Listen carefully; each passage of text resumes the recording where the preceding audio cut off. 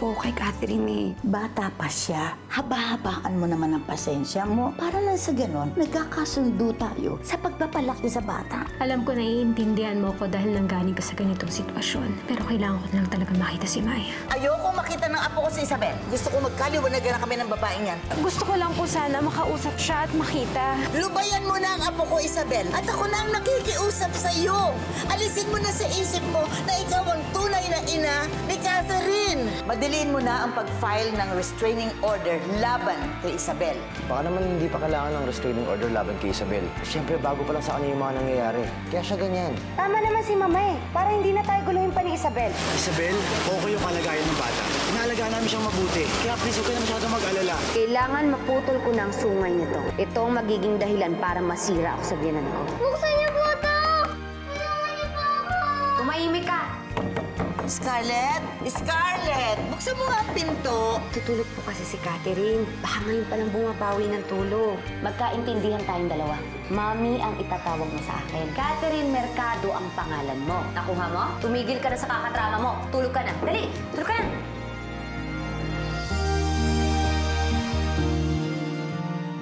Na-overfatigue ang pasyente dahil sa pagod at gutom. Pwede niyo na siyang ilabas bukas. Pero dapat maging maayos kayo sa kanyang nutrition at makapagpahinga na rin siya. Salamat po, Dok. O, sige.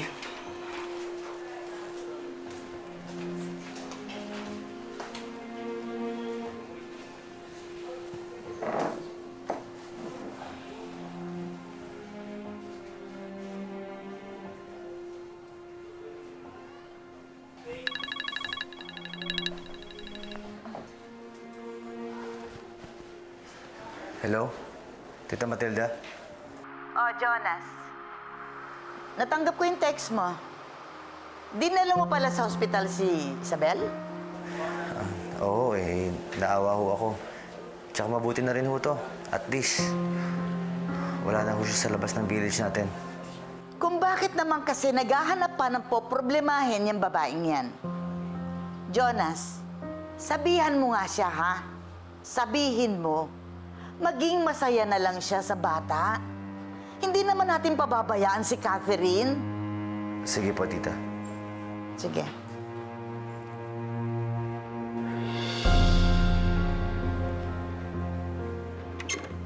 Mama, gising na po si Catherine. Ang apo niyo. Catherine? Anak! Anak, ang lola mo.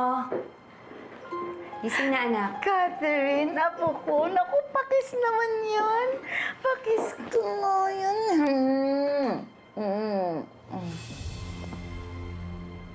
Scarlett, ba't basang-basa ang bata? Hindi mo binuksan ang aircon? Ay, naku, masama yan. Naku, pagka ganyan, bibihisan mo kaagad. Pwede siya magka-pneumonia. Pagkakasakit ito. Mama, pasensya na po kayo kasi hindi ko napansin na pinagpapawisan na pala siya. Naku, Apo, sabihin mo sa akin, meron ka bang nararamdaman? Huwag kang magsisinungaling sa lola, ha? Huwag kang maglilihim. Sabihin mo sa akin, ha? No, may sakit ba sa'yo? Ano yung tinitignan mo sa toilet?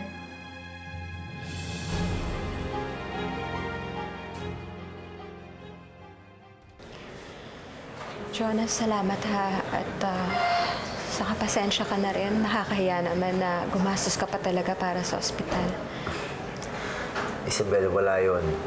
Tsaka alam ko naman na ako lang ang pwedeng tumulong sa'yo ngayon. Jonas, alam kong makulit ako. Pero nakikiusap pa rin ako sa'yo. Na kung pwede, ilapit mo ako kay Maya. Alam ko naman kasi na ikaw lang talaga makakatulong sa akin. Hindi pa talaga ngayon, Isabel. And besides, hindi naman namin pinapabayaan si Maya.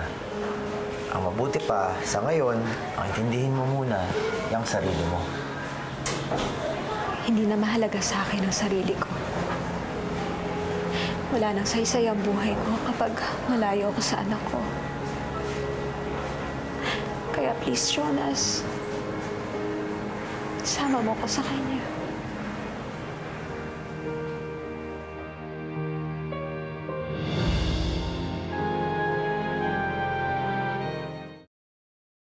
Ano, Apo? May nararamdaman ka ba? Sabihin mo sa Lola. Ha?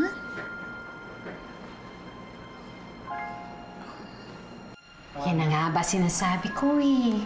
Sabi ko sa'yo, magpahinga ka. Ayan, tuloy na ospital ka. Ano, Mama? Kanina kasi nagkulong siya dito sa banyo. Siguro umiiwas na naman sa akin yung batang yan. Pero nakapag-usap na po kami. At nag-promise siya sa akin na magiging good girl na siya. Diba, anak? Attorney, Isabel, mauna na po ako. Jonas, nabigay mo na ba yung keychain kay Maya? Opo, Lola. Wow! Ang sarap naman pakinggan. Tinawag akong Lola.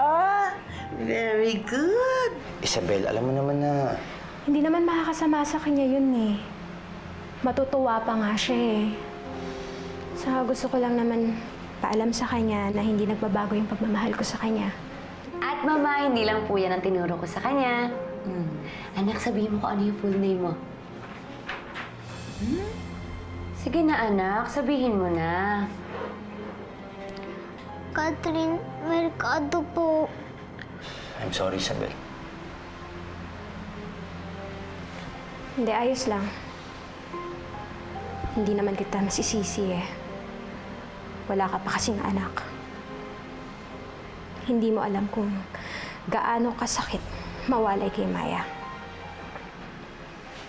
Oh, how nice naman. Ay, ang galing ng apo ko. Magaling na talaga ito. Ang batang ito, napakabait pa. At dahil dyan, may regalo ako sa'yo. Kaya Piling.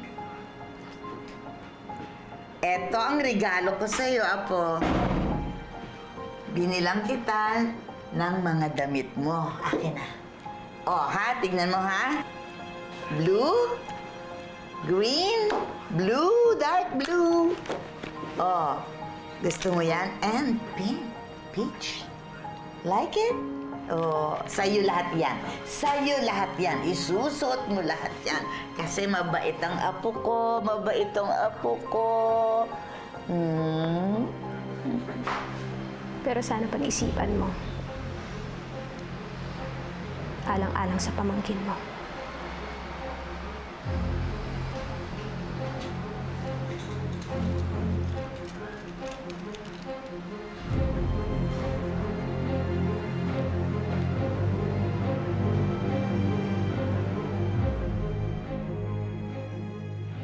Wala akong balak manggulo si Isabel. Gusto niya lang makasiguro na maayos yung kalagayan ni Catherine. Tigilan niya ako. Ano bang tingin niya sa atin? Naaapihin natin yung anak ko dito? Lahat na nga ginagawa ko para maging masaya yung anak ko. Ang sabihin mo, siya ang nang-api sa apo ko. Nang kinaladkad niya sa kahirapan, si Catherine, mailayo lang sa atin. Mismo, Mama. Kaya nga hirap na hirap akong burahin yung mga maling asal na itinuro niya sa anak ko. Kaya Jonas, sa susunod na makita mo si Isabel, ipakita mo sa kanya na ni katiting wala siyang karapatan sa apo ko. Kaya manahimik na lang siya.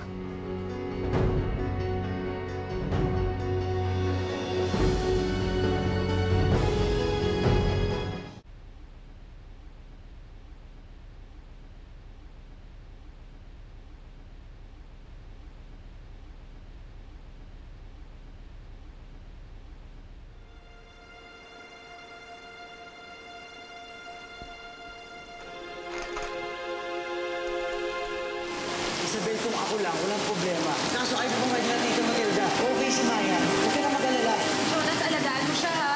Huwag mo siya papabayaan ha. Makibigay naman mo sa kanya o alam ni Maya kung gaano yan kahalaga sa akin. Lupayan mo na ang apo ko, Isabel. At ako na ang nakikiusap sa iyo. Alisin mo na sa isip mo na ikaw ang tunay na ina ni Catherine.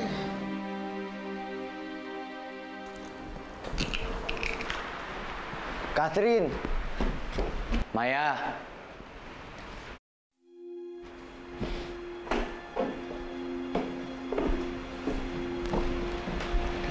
Mabuti pa po kayo. Maya ang tawag niyo sa akin. Eh, paano? Kapag tinatawag kitang Catherine, hindi ka naman lumilingon. Ayaw mo ba ng pangalan na yun? Maganda naman ah. Kasi nga po, Maya lang pong alam kong pangalan. Dahil yun po ang pinangalan sa akin ni Nanay. Si Nanay? Di na po ba kami magkikita ni Nanay? Bakit po nasa inyo yan? Nagkita po ba kayo ni Nanay?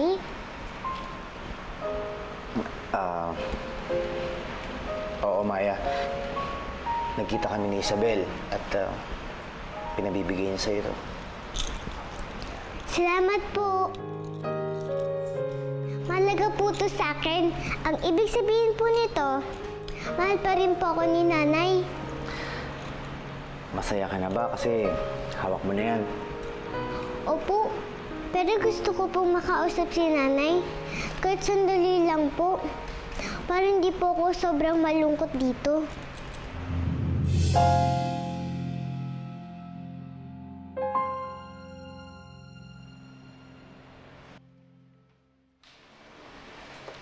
Isabel?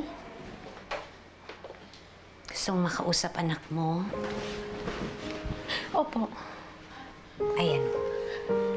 Andiyan siya. Hello, Maya. Maya, anak. Nay, miss na miss ko na po kayo. Gusto ko na po kayo makita. Anak, ako din. Miss na kita. Hayaan mo, gagawa talaga ako ng paraan para mapabilis na yung pagsasama natin. Nay, inip na po ako. Nay, hindi pa po ba? Kaya po tayo tumakas kay Tito Rod para tayo na lang pong dalawang magkasama. Nay, paano po kayo? Sino pong kasama niyo? Anak, wag mo akong intindihin. Kaya nga ako nagtatrabaho ngayon sa Pasay para makapag-ipon ako para sa'yo. Para kapag nagsama na tayo, maayos na yung lahat. Pasay? Saan po yun? Nay, puntahan niyo po ako dito. Gustong-gusto ko na po kayo makita. Oh, anak. Kamusta ka dyan? Mabuti ba sila sa'yo? Si Isabel ba yung kausap mo? Nay! Maya?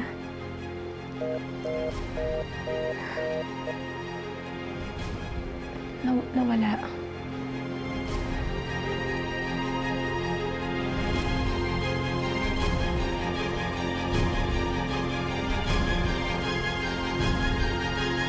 Naputol ang usapan natin. Hindi kaya... Oh. Huwag ganyan mag-isip, ha? Naintindihan ko naman ang nararamdaman mo, pero hindi makakabuti yung ganyang pag-iisip para sa'yo. Sa bagay, ang importante nagkausap kami, di ba? At huwag mong kakalimutan, si Jonas ang tumulong sa'yo.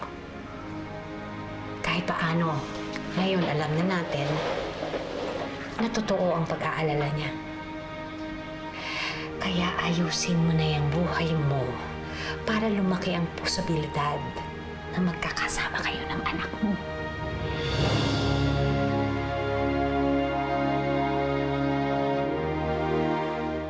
Ano, Catherine? Bakit hindi mo sinasagot ang tanong ko? Opo, kausap ko po si Nanay. Maya, sige na. Pumunta ka na sa kwarto. Jonas, hindi Maya ang pangalan niya. Catherine. Oo, alam ko. Pero mas responsive yung bata kapag Maya ang tawag sa kanya. Nag-aaway ba kayo? Mama, sabihan niyo naman po si Jonas. Nahuli ko si Catherine, kausap niya si Isabel. Totoo ba yan, Jonas? Di ba maliwanag naman sa'yo ang stand ko tungkol dito? Bakit mo nagawa to? Tita, pasensya na ho kayo ah. Pero para sa akin, hindi natin pwede biglain si Maya. Kung ako nga mismo Maya pa rin ang tawag ko sa kanya. Paano na lang yung bata na inosente na walang alam sa nangyayari sa kanya? Kaya nga tinatama natin lahat. Pero hindi agad-agad, Scarlett. Oo, ikaw yung ina ng bata. Pero 6 na taon sila magkasama ni Isabel. Hindi natin pwede basta nalang putulin yung relasyon nilang dalawa. Baka nga mamaya, si Isabel pa yung maging daan para mapalapit sa atin si Maya. Tama si na Catherine. Tama na yan, tama na yan. Ako ang dapat niyong sundin. Mas makakalimutan ni Catherine si Isabel kung wala na silang ugnayan. Kaya't ikaw, Jonas, tumigil ka na ng pagiging tulay sa dalawa. Si Catherine ang kadugo natin. Kaya dapat lang na siyang mapalapit sa atin. Mama, itong letter nga po pala galing sa bago nating dealer sa Davao. Balak po kasi nilang bumisita sa planta natin this week. So ikaw nang bahala sa kanila? Ay, yun nga po, Mama, may problema. Sabay kasi sa convention dun sa Boracay. Kung okay lang po sana, kayo na lang ni Jonas yung mag-asikaso ng bago nating dealer. Ako naman po, mag-a-attend ako ng convention sa Boracay. Dali. Kaya lang naisip ko, mas maganda siguro kung isasama mo si Catherine sa Boracay. Para yung bata naman, mag-enjoy naman. Pero Mama, di ba, baka mapagod lang yung bata? Ang tingin ko, mas maganda kung kasama mo si Catherine dahil nanay ka na eh, di ba? Dapat ang nanay laging kasama ang anak. At saka ito yung magandang oportunidad para kayo mag-bonding na mag-ina. Yun naman eh kung gusto mo o kaya Hindi, mo. Mama. Actually, Mama, nagdadalawang isip nga po kung isama si Catherine kasi baka magmarakulyo lang po siya dun sa Boracay. Pero naisip ko na tama po kayo, mag-e-enjoy po siya dun sa Boracay, lalo na first time niya pong sasakay ng eroplano at makakita ng magandang beach. Very good. Opo. Yun ang sinasabi ko. Kaya nga, Catherine! Nandyan ka pala. Ay naku, meron kami isusurpresa pa naman sa'yo. Pero sabihin ko na sa'yo, pupunta si Mami sa Boracay at isasama ka niya. Naku, pihado mag-enjoy ka doon. Ang ganda-ganda doon, ha? Anak, bakit parang hindi ka naman masaya? Di bale, pagdating natin sa Boracay, sigurado ako malalaman mo kung bakit kami excited ni Lola mo para sa'yo. Maganda doon. Mag-enjoy ka doon.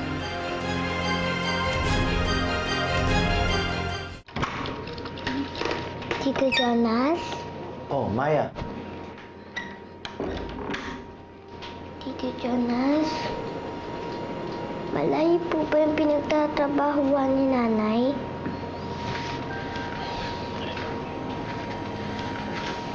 Hindi naman. Malapit lang. Bakit? Upo ka dito. Kung malapit lang po, bakit hindi niyo po ako binisita dito? Hindi niyo na po ba ako mahal? Maya, mahal ka ng nanay mo. Pero syempre, kaya hindi siya nakakadalaw dito kasi busy siya sa pagtatrabaho niya. Eh di tayo na lang po pumunta sa kanya. Paano mo gagawin yun? Eh kung bukas, pupunta ka na ng Boracay. Maganda dun sa Boracay. Basta pagbalik mo dito, kwento mo ako sa mga ginawa mo dun, ha? Ayoko po doon. Gusto ko lang pupuntahan si Nanay. Alam mo, Maya, makakasanayan mo rin kami lahat dito.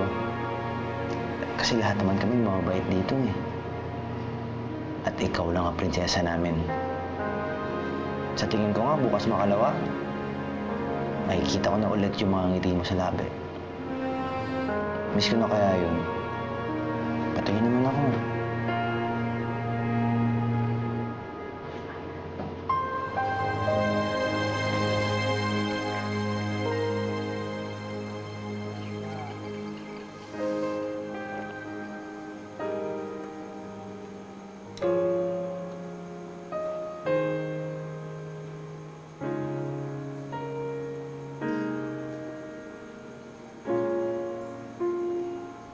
Alam ko hindi ito yung tamang panahon dahil sa mga nangyayari.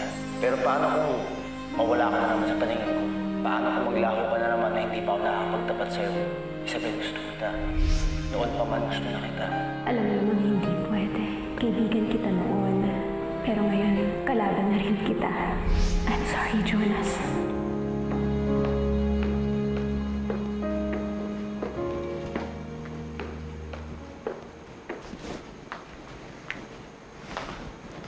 Jonas, nandito ka lang pala.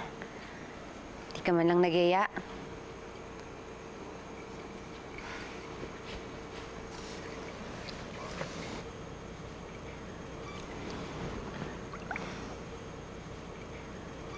Sorry nga pala kanina, ha.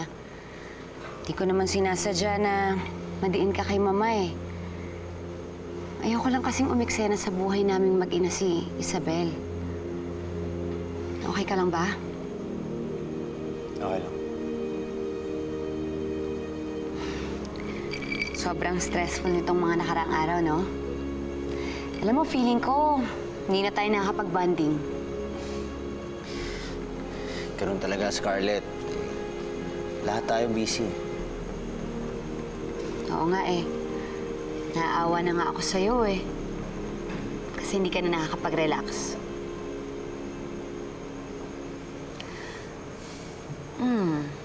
I have an idea. Sumama ka kaya sa amin sa Boracay? Scarlett, ano ka ba? Bonding time niyo mag-ina yun. Ito naman, oh. Ayaw mo ba tayong dalawa? Yung titingin sa kanya. Sorry, Scarlett. Pero kailangan ako ni Tita Matilda dito. Ang mabuti pa, asikasuhin mo na lang na maigi si Catherine. Good night.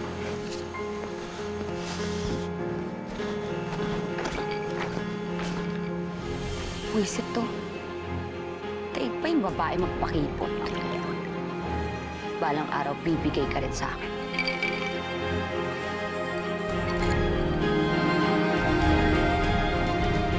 Ma'am, wala na po tayong krudo. Pagas lang po tayo. Balik ako dito, ha? Magsisira lang ako. Nasa si Catherine? Diyan lang po yan. Hanapin mo! Hanapin mo! Neng, saan ka ba pupunta? Sa Pasay po. Ang dami mong pera, ha? Mag-iingat ka. Bata. Sandali lang. Sigurado ka ba na walang kinalaman si Isabel dito? Di ba ang sabi ko, ayoko nang may kaugnayan si Isabel kay Catherine. Bakit mo pinuntahan si Isabel? Ang kapal din ang mukha mo, no? Para pumunta ka pa dito? Scarlett, may mahalaga akong sasabihin sa'yo. Alam namin kung nasaan si Maya.